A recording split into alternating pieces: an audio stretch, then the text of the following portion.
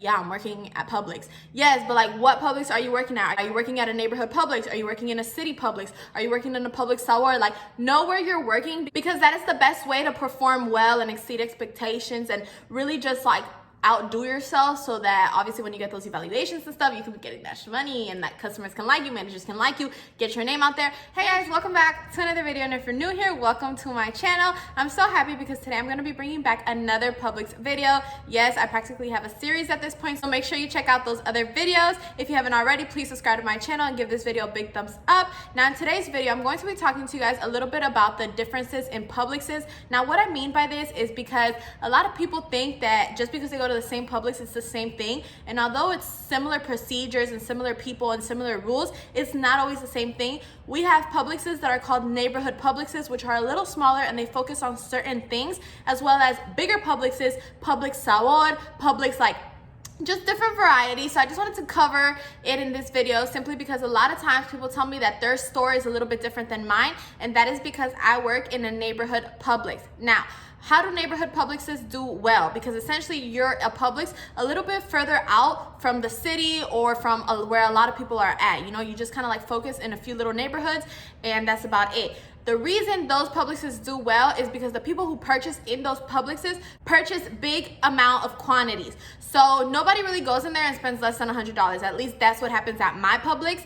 And it's not, you know, a bad thing, but definitely when you're working at a smaller Publix, it's not necessarily more work, but it is bigger orders. Now, when you work also like in a slower store, and this can be anywhere, like if you would work just naturally like in a slower store, sometimes obviously there's moments where there's not a lot of customers, but you still got to maintain yourself busy. But realistically, there's a lot of like leeway because there's not a lot of customers. And that is a perk if you are kind of like, I don't want to say lazy, but if you don't want to be doing too much, I would suggest a smaller Publix. But when you work at a bigger Publix, you usually get paid more because there's a lot more volume. So they have to compensate in one way or the other.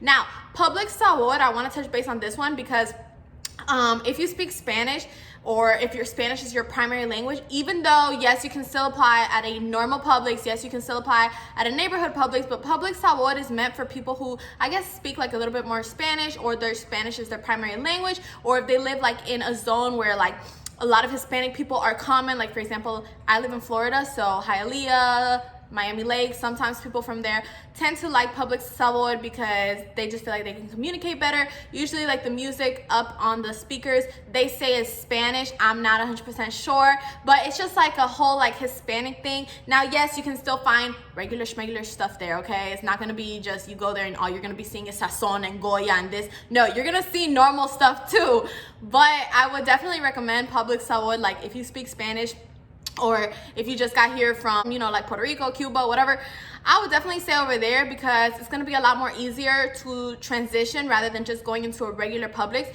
Regular Publix, like people who don't speak Spanish go there all the time. So you have to be prepared to know at least like a little bit of English, and it can be challenging because a lot of times customers, like, they don't care. They're like, I only speak English and that's it. Like, what's up? You're supposed to be speaking English and Spanish because customer thinks that just because you work at Publix, you're supposed to be like this big thing. And like, you know, it can be a little challenging if you don't know the language or if you're not used to, you know, American food or stuff like that. Now, obviously, with every good in life, there is also bad. So I do want to say that even though, yes, in a small Publix, you have more leeway and you have more free time and it might not be as challenging, you don't have to maybe put as much work, even though you are supposed to. But I've seen the reality of things. People tend to slack a little bit because the volume of customers is slow. Not only is your pay a little lower, I believe, but also we get things later than everybody else, as in where like a big Publix would be getting new uniforms first or a remodelization in the store first. We are getting that last because we're a smaller Publix. Less people go to us. Why do we have to come in as a priority? So I just want to let you guys know that I would definitely say it's good to know where you're working. So I know you guys are probably like, yeah, I'm working at Publix. Yes, but like what Publix are you working at? Are you working at a neighborhood Publix? Are you working in a city Publix? Are you working in a Publix Sabor? Like, know where you're working because that is the best way to perform well and exceed expectations and really just like outdo yourself, so that obviously when you get those evaluations and stuff, you can be getting that money and that customers can like you, managers can like you, get your name out there, and you can always transition. So just because you get into a neighborhood Publix does not mean you can't transfer to a bigger Publix. Just because you get into a bigger Publix doesn't mean you can't transfer to a smaller one, and vice versa, as in like Publix Sabor and stuff like that. Also, Publix does focus on your area. So for example, if you live in an area where there's a lot of, let's say, Haitian people or Jamaican people, in the foreign food section, which is in my store, aisle 3, every store has like a little section where they sell foods that maybe aren't from here. They might be from China, or they might be from somewhere else. They're just basically like ethnicity foods, you know, foods that you would find in your specific country. Publix will sell those, and they resell the same brands and everything, but there's a specific section for it. My Publix has a small section for it. Why? Because like I said, not only are we a small Publix, but usually the people around where I live at is like normal people, like American. It doesn't really focus on one race in particular, but I know that certain cities, for example, if they see that the volume of, I don't know, something Hispanic is selling a lot, they're gonna bring in a lot of Hispanic products in that aisle. If they see that a lot of like rum cake is selling, they're gonna put that in the ethnicity aisle and fill it up a lot, because they know that people is buying it a lot. So it's good to know kind of like your area and who shops there, because, and you know what to expect on the shelf, you know what kind of food people are gonna be going to your store. Another thing I would definitely say for y'all to do also when I say know your Publix is know the things that the aisles carry. So if you don't know this, like I used to practice this all the time. I think it's such an advantage, because any department you go to, this is an advantage. If you see the aisles at the top, there are signs that tell you what the aisles carry.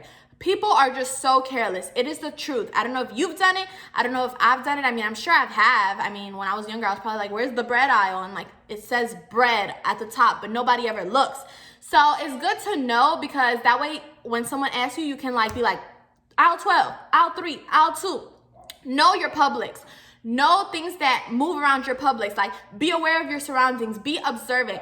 And if you guys have any other questions or concerns, check out those other videos, because I've covered a lot of stuff in those videos just to ensure that you guys succeed in this company. Like I'm telling y'all, this is a good company. If you haven't applied, I don't know what you're doing. I'm gonna go ahead and link the how to get hired at Publix video, and go ahead and check that out, apply, and I'll see you there soon, because I'm telling y'all, once you finish watching my videos, everyone's been telling me they're getting hired, so I got y'all on this channel. So please, if y'all could subscribe, help your girl out, because I'm helping y'all out. And I'll see y'all in my next video. Take these tips. You know, this is just like a short little video to ensure and tell you guys like a little tip on how to like recognize your Publix, because I do think that it's a big thing that people like completely miss out on. And it's like, recognize your surroundings. Know who's going to your store. Know what you're selling in your store. Know what aisles it's on. What kind of store are you? Things like that. It's just, it helps you be more of an asset. That's the word. I had forgotten the word. That's the word I was looking for. It helps you be more of an asset to the customers, to the managers, to the company, everything. So these are just like little things. I'm gonna go ahead and do another video telling you guys some huge tips to really ensure success in this company. But go ahead and start with these, because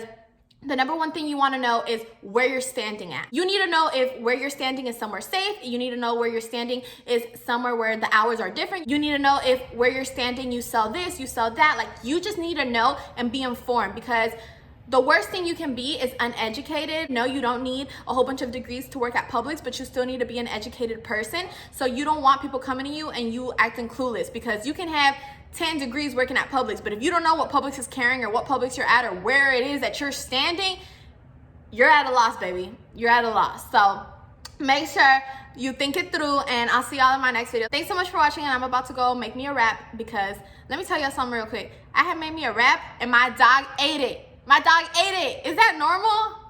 It's not normal. It's not freaking normal. She got on the counter and ate it. Like, what am I raising? I'm raising a beast.